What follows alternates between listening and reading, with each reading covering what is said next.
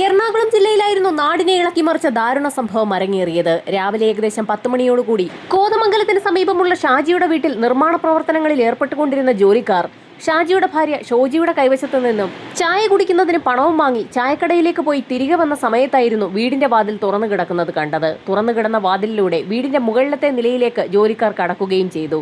ഈ സമയത്തായിരുന്നു കൂട്ടത്തിലുണ്ടായിരുന്ന ഒരു ജോലിക്കാരൻ താഴത്തെ നിലയിലുള്ള മുറിയിൽ ഒരു സ്ത്രീ അസ്വാഭാവികമായ നിലയിൽ തറയിൽ കമിഴ്ന്നു കിടക്കുന്ന കാഴ്ച കണ്ടത്. പെട്ടെന്നെന്തോ ഒരു അസ്വസ്ഥത തോന്നിയ ജോലിക്കാരൻ വേഗം ആ മുറിയിലേക്ക് ഓടിയെത്തിയ സമയത്തായിരുന്നു ആ വീട്ടിലെ വീട്ടുടമസ്ഥയായ ഷോജി തന്നെയാണ് തറയിൽ പായിൽ കിടക്കുന്നതെന്ന് വ്യക്തമായത്. ഷോജിയുടെ കഴുത്ത് അറ്റുപോയ നിലയിലാണ്. ആ സ്ത്രീ ശരീരമാസകലം രക്തത്തിൽ കുളിച്ച് കിടക്കുകയാണ്. ഏകദേശം 15 മിനിറ്റ് മുൻപാണ് അതേ സ്ത്രീയുടെ കയ്യിൽ നിന്ന് പണവും വാങ്ങി ആ ജോലിക്കാർ ചായ കുടിക്കുന്നതിന് വേണ്ടി കടയിലേക്ക് പോയത്. അമ്പരപ്പിക്കുന്ന ആ കാഴ്ച കണ്ട് ഭയന്നുപോയ ജോലിക്കാർ ഉടൻ തന്നെ അലറി വിളിച്ച് കരഞ്ഞുകൊണ്ട് വീടിന് പുറത്തേക്ക് ഇറങ്ങി ഓടി. റോഡിലെത്തിയ ജോലിക്കാർ അവിടെ കണ്ട ആളുകളോടൊക്കെ വിവരം പറഞ്ഞതും നാട്ടുകാരൊക്കെ വീടിനുള്ളിലേക്ക് ഇരച്ചു കയറി. ഓടിയെത്തിയ നാട്ടുകാരും നടുക്കുന്ന ആ കാഴ്ച കണ്ടു. ഷോജിയെ ആരൊക്കെയോ ചേർന്ന് അതിക്രൂരമായി കൊലപ്പെടുത്തിയിരിക്കുകയാണെന്ന് നാട്ടുകാർക്ക് വ്യക്തമായി. ഈ സമയത്ത് ഷോജിയുടെ ഭർത്താവായ ഷാജി സ്ഥലത്തുണ്ടായിരുന്നില്ല. ടൗണിൽ ഒരു കട നടത്തുന്നത് കൊണ്ട് തന്നെ അത് രാവിലെ തന്നെ ഷോപ്പ് തുറക്കുന്നതിനായി അയാൾ കടയിലേക്ക് പോയിട്ടുണ്ട്. നാട്ടുകാരിൽ ചിലർ ഉടൻ തന്നെ ഷാജിയെ വിവരം അറിയിച്ചു. ഇതിനോടകം തന്നെ ആ പ്രദേശമാകെ ആളുകളെ കൊണ്ട് നിറഞ്ഞിരുന്നു. എന്താണ് ആ വീട്ടിൽ സംഭവിച്ചതെന്ന് അവിടെയുണ്ടായിരുന്ന ജോലിക്കാരോട് നാട്ടുകാരൊക്കെ ആവർത്തിച്ച് ചോദിച്ചെങ്കിലും തങ്ങൾ ചായ കുടിക്കാൻ പോയിരിക്കുകയായിരുന്നു എന്നുള്ള മറുപടിയാണ് ഷാജിയുടെ വീട്ടിലുണ്ടായിരുന്ന ജോലിക്കാർ നാട്ടുകാരോട് പറഞ്ഞത്. ഇതിനോടകം തന്നെ ടൗണിലെ കടയടച്ച് ഷാജി അതിവേഗം വീട്ടിലേക്ക് എത്തിയിരുന്നു. തന്റെ ഭാര്യ അതിക്രൂരമായി കൊല്ലപ്പെട്ട് കിടക്കുന്ന കാഴ്ച കണ്ട് ഷാജി നിലവിളിച്ച് കരഞ്ഞു തുടങ്ങി. ഇതിനോടകം തന്നെ നാട്ടുകാരിൽ ചിലർ വിവരമറിയിച്ചതിനെ തുടർന്ന് തൊട്ടടുത്തുള്ള സ്റ്റേഷനിൽ നിന്നും ഒരു സംഘം പോലീസുകാരും സംഭവ സ്ഥലത്തേക്ക് എത്തിയിരുന്നു. പോലീസ് സംഘം ഷാജിയുടെ വീട്ടിലെത്തിയപ്പോഴേക്കും നാട്ടുകാർ ആ വീടിന്റെ മുക്കും മൂലയും അരിച്ചു പറക്കി കഴിഞ്ഞിരുന്നു. ഷോജിയുടെ മരണം എങ്ങനെ സംഭവിച്ചുവെന്നറിയുന്നതിനായി ആളുകൾ ആ വീടിനുള്ളിലേക്ക് ഇടിച്ചു കയറുകയും ചെയ്തു. സംഭവ സ്ഥലത്തെത്തിയ SI ഉൾപ്പെടുന്ന സംഘം ആ സ്ത്രീയെ വിശദമായി തന്നെ ഒന്ന് നിരീക്ഷിച്ചു. ആ സ്ത്രീ സ്വയം ജീവനൊടുക്കിയതാണെന്നുള്ള തന്റെ നിഗമനം SI ഉടൻ തന്നെ അവിടെയുള്ള ആളുകളെ അറിയിക്കുകയും ചെയ്തു. ആ സ്ത്രീ സ്വയം ജീവനൊടുക്കിയതാണെന്ന് പോലീസുകാർ പറഞ്ഞ കാര്യം ഉടൻ തന്നെ അവിടെ ആകെ പരന്നു. അത് കേട്ട നാട്ടുകാർക്കൊക്കെ സംശയം തോന്നുകയും ചെയ്തു. പോലീസിന്റെ നിഗമനമനുസരിച്ച് ഷോജി സ്വയം കഴുത്തറുത്ത് മരിച്ചതാണെങ്കിൽ അതിനുപയോഗിച്ച ആയുധവും അവിടെ തന്നെ കാണണം. നാട്ടുകാരിൽ ചിലർ ആ സംശയം പ്രകടിപ്പിച്ചതിനെ തുടർന്ന് പോലീസ് സംഘം ഷോജി കിടന്ന സ്ഥലവും അടുക്കളയും മറ്റ് പരിസരവുമൊക്കെ വിശദമായി തന്നെ ആയുധത്തിനു വേണ്ടി ഒരു തിരച്ചിൽ നടത്തി. എന്നാൽ ആ വീട് മുഴുവൻ അരിച്ചു പറക്കിയെങ്കിലും അങ്ങനെ ഒരു ആയുധം കണ്ടെത്താൻ പോലീസിന് കഴിഞ്ഞില്ല. പോലീസിന്റെ അന്വേഷണത്തിൽ നാട്ടുകാർക്കാകെ അമ്പരപ്പ് തോന്നി. ഒരാൾ സ്വയം കഴുത്തറുത്ത് മരിച്ച ശേഷം ആയുധം കൊണ്ടുപോയി ഒളിപ്പിച്ചു വെക്കുകയും പിന്നീട് ഒരു വിരിച്ച് പായിൽ വന്ന് കിടക്കുകയും ചെയ്യുമോ എന്നുള്ളതായിരുന്നു നാട്ടുകാരുടെ സംശയം. നാട്ടുകാരുടെ സംശയം കേട്ട പോലീസുകാർക്കും ആ നിമിഷത്തിലാണ് തങ്ങൾ ചിന്തിച്ചത് അബദ്ധമായി പോയി എന്നുള്ള കാര്യം വ്യക്തമായത്. തങ്ങൾ സഞ്ചരിച്ചത് തെറ്റായ ദിശയിലൂടെയാണ് എന്ന് പോലീസ് സംഘത്തിന് മനസ്സിലായപ്പോഴേക്കും സമയം ഏകദേശം 5 മണി പിന്നിട്ടിരുന്നു. രാവിലെ 11 മണിയോടുകൂടി റിപ്പോർട്ട് ചെയ്യപ്പെട്ട കേസിൽ പോലീസ് സംഘത്തിന് സംഭവിച്ച കാര്യത്തിൽ വ്യക്തത വന്നപ്പോഴേക്കും വൈകുന്നേരം ഏകദേശം 5 മണി പിന്നിട്ട് കഴിഞ്ഞു. സംഭവം കൊലപാതകമാണെന്ന് വ്യക്തമായതോടുകൂടി ഫോറൻസിക് സംഘവും ഡോഗ് സ്ക്വാഡും ഉന്നത ഉദ്യോഗസ്ഥരും സംഭവസ്ഥലത്തേക്ക് എത്തി.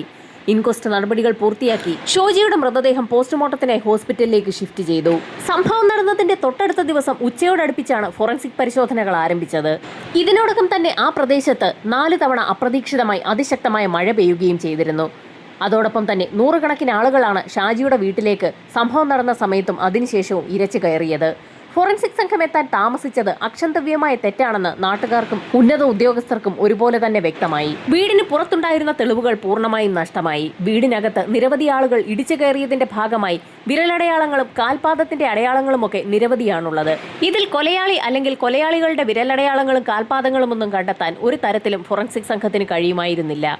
പോലീസുകാരെ പോലെ തന്നെ ഫോറൻസിക് സംഘവും കഴുത്തറക്കാൻ ഉപയോഗിച്ച ആയുധമാണ് ആ പ്രദേശമാകെ തിരഞ്ഞത്. എന്നാൽ അങ്ങനെയൊരു ആയുധം ഫോറൻസിക് സംഘത്തിനും കണ്ടെത്താൻ കഴിഞ്ഞില്ല. സംഭവം നടന്ന ഏകദേശം 11 മണിയോടുകൂടി നാട്ടുകാർ പോലീസിൽ വിവരമറിയിച്ചതായിരുന്നു.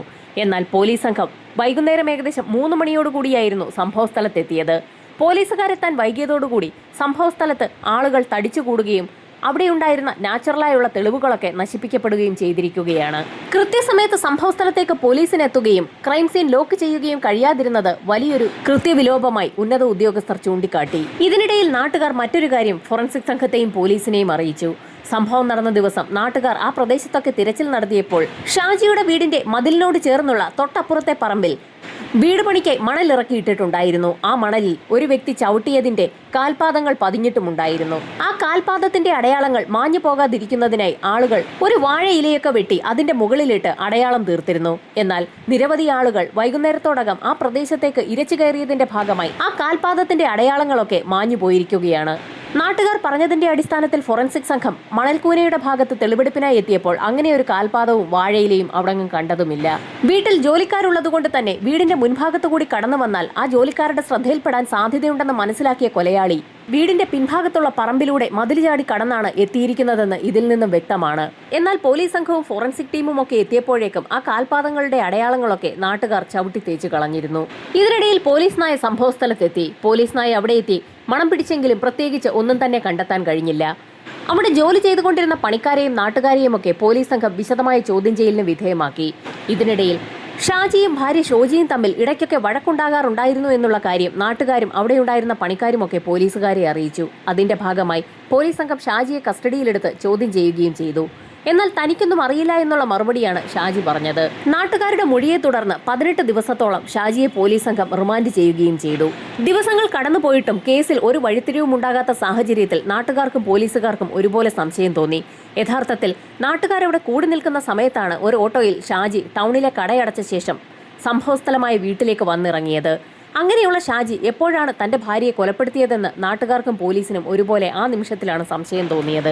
ഷാജി എന്തെങ്കിലും കാര്യങ്ങൾ പോലീസിൽ നിന്ന് മറച്ചു വെക്കുന്നുണ്ടോ എന്നറിയുന്നതിനായി ഷാജിയെ കൊണ്ട് സത്യം പറയിക്കാനായി പോളിഗ്രാഫ് ടെസ്റ്റ് പോലും പോലീസ് സംഘം നടത്തി. എന്നാൽ ആ ടെസ്റ്റിൽ ഷാജിയാണ് വിജയിച്ചത്. ഷാജിയുടെ ഭാഗത്ത് ഒരു തെറ്റുമില്ല എന്ന് മനസ്സിലാക്കിയ നിമിഷത്തിൽ തന്നെ 19-ാം ദിവസം ഷാജിയെ പോലീസ് സംഘം ജാമ്യത്തിൽ വിടുകയും ചെയ്തു.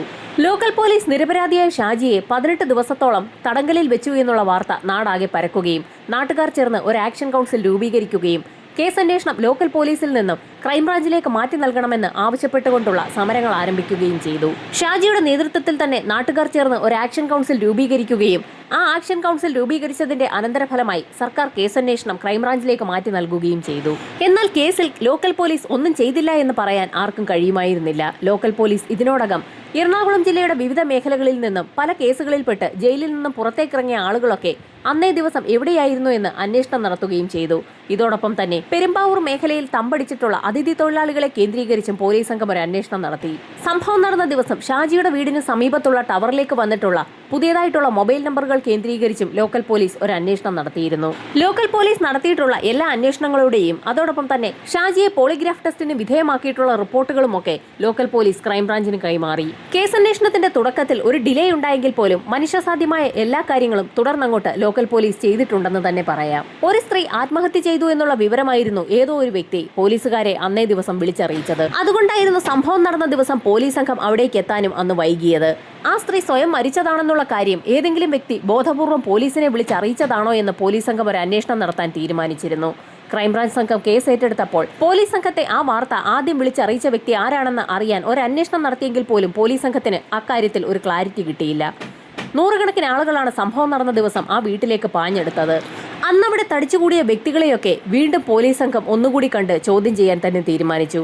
അതിനായി വിശദമായ ഒരു ലിസ്റ്റ് തന്നെ തയ്യാറാക്കി. അന്നവിടെ തടിച്ചുകൂടിയ ആളുകളെയും ബന്ധുക്കളെയും ഒക്കെ പോലീസ് സംഘം ചോദ്യം ചെയ്തെങ്കിലും പ്രതിയിലേക്ക് മാത്രം എത്താൻ പോലീസ് സംഘത്തിന് കഴിഞ്ഞില്ല. ഇതിനിടയിൽ മനുഷ്യാവകാശ കമ്മീഷന് ഷാജി പരാതി നൽകുകയും ചെയ്തു. അതിന്റെ കാരണം ക്രൈംബ്രാഞ്ച് സംഘം കൂടെ ഷാജിയെ സ്റ്റേഷനിലേക്ക് വിളിച്ചു വരുത്തി ചോദ്യം ചെയ്യുന്നതാണ്. അതുമാത്രവുമല്ല, ഷാജിയുടെ വീട് അന്വേഷണത്തിന്റെ ഭാഗമായി സീൽ ചെയ്തിരിക്കുകയാണ്. ആ വീട്ടിൽ തനിക്ക് തുടർന്ന് താമസിക്കണമെന്ന് ഷാജി മനുഷ്യാവകാശ കമ്മീഷനിൽ പരാതി നൽകുകയും ചെയ്തു. ഷാജി ഇപ്പോൾ താമസിക്കാൻ വീടില്ലാതെ കച്ചവടം കൃത്യമായി നടത്താൻ കഴിയാതെ അലഞ്ഞുതിരിയുകയാണ്. ഷാജിയുടെ പരാതിയിൽ ഫലം കണ്ടു. മനുഷ്യാവകാശ കമ്മീഷൻ ഇതിലിടപെടുകയും പോലീസുകാർക്ക് നിർദ്ദേശം നൽകുകയും ഷാജിയെ ബുദ്ധിമുട്ടിക്കുന്നത് ഒഴിവാക്കണമെന്ന് അറിയിക്കുകയും ചെയ്തു. തുടർന്ന് ഷാജിക്ക് തന്റെ വീട്ടിൽ താമസിക്കാനുള്ള അനുവാദവും ലഭിച്ചു. ഭരണകൂടം മാറി വന്നെങ്കിലും ഷാജിയുടെ ഭാര്യ ഷോജിയുടെ കേസന്വേഷണം എങ്ങും എത്തിയില്ല. പെൻഡിംഗ് കേസുകൾ പുതിയതായി മാറി വരുന്ന പോലീസുകാർ വീണ്ടും ഏറ്റെടുത്ത് അന്വേഷണം നടത്തിയെങ്കിൽ പോലും യഥാർത്ഥ പ്രതിയിലേക്ക് എത്താൻ ക്രൈംബ്രാഞ്ച് സംഘത്തിനോ മറ്റു പോലീസ് ഉദ്യോഗസ്ഥർക്കോ കഴിഞ്ഞതുമില്ല. പോലീസ് അന്വേഷണം തുടർന്ന് നടക്കുന്നതുകൊണ്ട് തന്നെ ആ വീട്ടിൽ താമസിക്കാൻ ഷാജിക്ക് കഴിയാത്ത സാഹചര്യത്തിൽ ആ വീടും പറമ്പും മുഴുവൻ കാട് കയറി നശിക്കുകയും ചെയ്തു. കേസന്വേഷണം എങ്ങുമെത്താതെ ഇഴഞ്ഞു നീങ്ങുന്ന സാഹചര്യത്തിലായിരുന്നു പോലീസ് സംഘത്തെ തേടി വളരെ പ്രധാനപ്പെട്ട ഒരു വിവരം എത്തിയത്. ആ ഇൻഫർമേഷനെ തുടർന്ന് ക്രൈംബ്രാഞ്ച് സംഘം ഷോജി കേസുമായി ബന്ധപ്പെട്ടിട്ടുള്ള മുഴുവൻ ആളുകളുടെയും വിവരങ്ങൾ ഒന്നുകൂടി എടുത്ത് പരിശോധന ആരംഭിച്ചു. അങ്ങനെ പോലീസ് സംഘം വീണ്ടും ഷോജിയുടെ ഭർത്താവ് ഷാജിയുടെ പേരിലേക്ക് തന്നെ എത്തി. ചില കാര്യങ്ങൾ കൂടി ഷാജിക്ക് തങ്ങളോട് പറയാൻ കഴിയുമെന്ന് മനസ്സിലാക്കിയ പോലീസ് സംഘം ഷാജിയെ ഒന്നുകൂടി വിളിച്ചു വരുത്തി ഒരു ചോദ്യം ചെയ്യൽ നടത്താൻ തീരുമാനിച്ചു.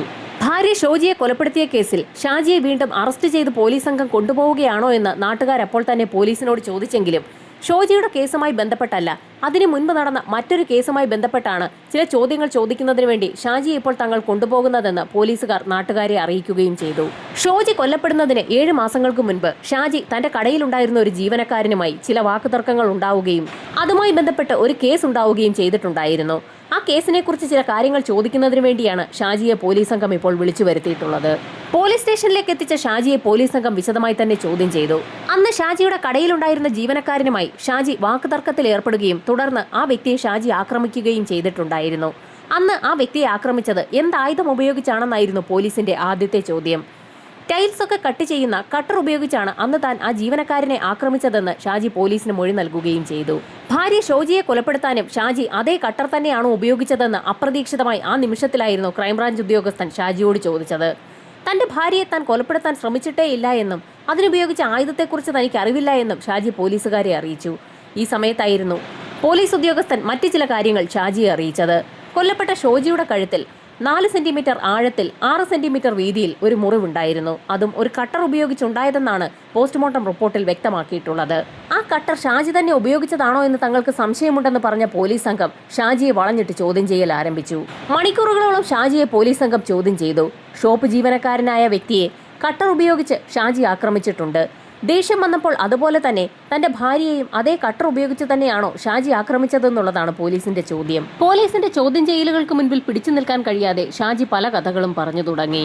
ഷാജിക്ക് ഭാര്യ അറിയാതെ തന്നെ മറ്റൊരു സ്ത്രീയുമായി അടുപ്പമുണ്ട്. ഷാജിക്ക് ഷോപ്പിൽ നിന്ന് ലഭിക്കുന്ന വരുമാനത്തിൽ കുറവ് കണ്ടെത്തിയ ഭാര്യ അതേക്കുറിച്ച് ഷാജിയോട് ചോദിക്കുകയും അവർ തമ്മിൽ വഴക്കുണ്ടാവുകയും ചെയ്തു. തന്റെ ഭർത്താവ് അധ്വാനിച്ചുണ്ടാക്കുന്ന പണം മുഴുവൻ മറ്റൊരു സ്ത്രീയിലേക്ക് പോവുകയാണെന്ന് ഷോജി വൈകാതെ തന്നെ മനസ്സിലാക്കുകയും ചെയ്തു. എന്നാൽ ഷാജിയാകട്ടെ മറ്റൊരു സ്ത്രീയുമായി ഇതിനോടകം തന്നെ വല്ലാതെ അടുത്തു പോവുകയും അവർക്ക് വേണ്ടി പണം മുഴുവൻ ചെലവാക്കുകയും ചെയ്തുകൊണ്ടേയിരുന്നു. പ്രശ്നങ്ങളൊന്നുമില്ലാതെ പരസ്പരം അറിയിക്കാതെ 2 ബന്ധങ്ങളും മുൻപോട്ട് കൊണ്ടുപോവുക എന്നുള്ളതായിരുന്നു ഷാജിയുടെ ലക്ഷ്യം. എന്നാൽ ഇതിനിടയിൽ ഷോജി ഇക്കാര്യങ്ങളൊക്കെ മനസ്സിലാക്കിയിരുന്നു. ഇതിനിടയിലായിരുന്നു ഷാജിയുടെ വീടിന്റെ മുകളിലത്തെ നിലയുടെ നിർമ്മാണ പ്രവർത്തനങ്ങൾ ആരംഭിച്ചത്. തന്റെ സ്വൈര്യ ജീവിതത്തിന് ഭാര്യ ഷോജി ഒരു തടസ്സമാകുമെന്ന് മനസ്സിലാക്കിയ ഷാജി വളരെ വിദഗ്ധമായ ഒരു പ്ലാൻ തന്നെ തയ്യാറാക്കി. വീടിന്റെ നിർമ്മാണ പ്രവർത്തനങ്ങൾ നടക്കുന്നത് കൊണ്ട് തന്നെ എല്ലാ ദിവസവും രാവിലെ 10 മണിയോടുകൂടി ജോലിക്കാർ ചായ കുടിക്കാൻ പോകുമെന്നുള്ള കാര്യം ഷാജിക്ക് വളരെ വ്യക്തമായി അറിവുള്ള കാര്യമാണ്. ആ സമയത്ത് വീട്ടിൽ ഷോജി ഒറ്റയ്ക്കാകും ഉണ്ടാവുക. അതുകൊണ്ട് തന്നെ അന്നേ ദിവസം പതിവ് പോലെ ജോലിക്കാർ ചായ കുടിക്കാൻ പോയ സമയത്ത് തന്നെ പിൻഭാഗത്തെ പറമ്പിലൂടെ എത്തിയ ഷാജി മതിലിന് സമീപം കൂട്ടിയിട്ടിരിക്കുന്ന മൺകൂനയിലേക്ക് ചവിട്ടി മതിൽ ചാടിക്കടന്ന് വീടിന്റെ മുൻവശത്തെത്തി പ്രധാന വാതിലിലൂടെ തന്നെ അകത്തേക്ക് കയറി. ഷാജി വീടിനുള്ളിലേക്ക് കയറിയപ്പോൾ ഭാര്യ ഷോജി ബെഡ്റൂമിലായിരുന്നു ഉണ്ടായിരുന്നത്.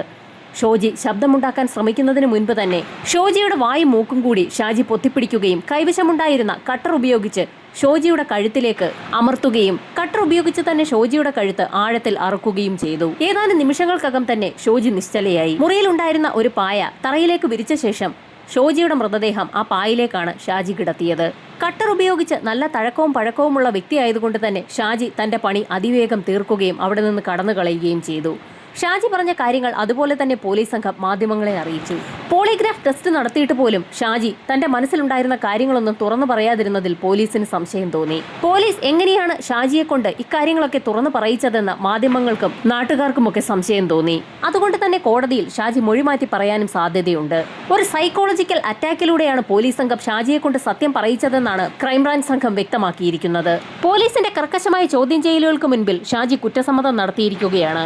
നാട്ടുകാരുടെ മൊഴിയനുസരിച്ച് സംഭവം നടന്ന ദിവസം ഷാജി കടയിലായിരുന്നു. ഇതിനിടയിൽ വീട്ടിലെത്തി കൃത്യം നടത്തി ഷാജിക്ക് മൊബൈൽ ഷോപ്പ് വരെ എത്താനുള്ള സമയം കിട്ടിയോ എന്നുള്ളതാണ് ഇപ്പോൾ ഉയരുന്ന ചോദ്യം. അതുമാത്രവുമല്ല, അന്നത്തെ പോലീസ് റിപ്പോർട്ട് അനുസരിച്ച് ഷാജിയുടെ ടവർ ലൊക്കേഷൻ സംഭവം നടന്ന സമയത്ത് കടയിൽ വെച്ച് തന്നെയായിരുന്നു. പിന്നെ എങ്ങനെയാണ് ഷാജി വീട്ടിലെത്തിയതെന്നുള്ള ചോദ്യവും ഉയരുന്നുണ്ട്. കോടതിയിൽ ഇക്കാര്യങ്ങളൊക്കെ ഷാജിക്ക് അനുകൂലമായി വരുമോ എന്നുള്ളതാണ് ഇനി കാത്തിരുന്നു കാണേണ്ടത്. പോലീസ് സംഘം വ്യക്തമാക്കിയിട്ടുള്ളതുപോലെ തന്നെ ഷാജിയുടെ കുറ്റസമ്മത മൊഴി മാത്രമാണ് ഇപ്പോൾ നിലവിലുള്ളത്. കോടതി ഷാജി കുറ്റവാളിയാണോ എന്നുള്ളത് പ്രഖ്യാപിക്കുന്നതുവരെ ഷാജിയെ കുറ്റവാളിയെ കാണാനും കഴിയില്ല. പോളിഗ്രാഫ് ടെസ്റ്റിൽ പോലും ഷാജി പിടിക്കപ്പെടാതെ ഇരുന്നത് ഇപ്പോഴും ഒരു അതിശയമായി തുടരുകയാണ്. കോടതിയിൽ വാദപ്രതിവാദങ്ങൾ തുടരുന്ന സാഹചര്യത്തിൽ ഷാജി കുറ്റവാളിയാണോ അല്ലയോ എന്നുള്ള കാര്യം ഉടൻ തന്നെ അറിയാൻ കഴിയും.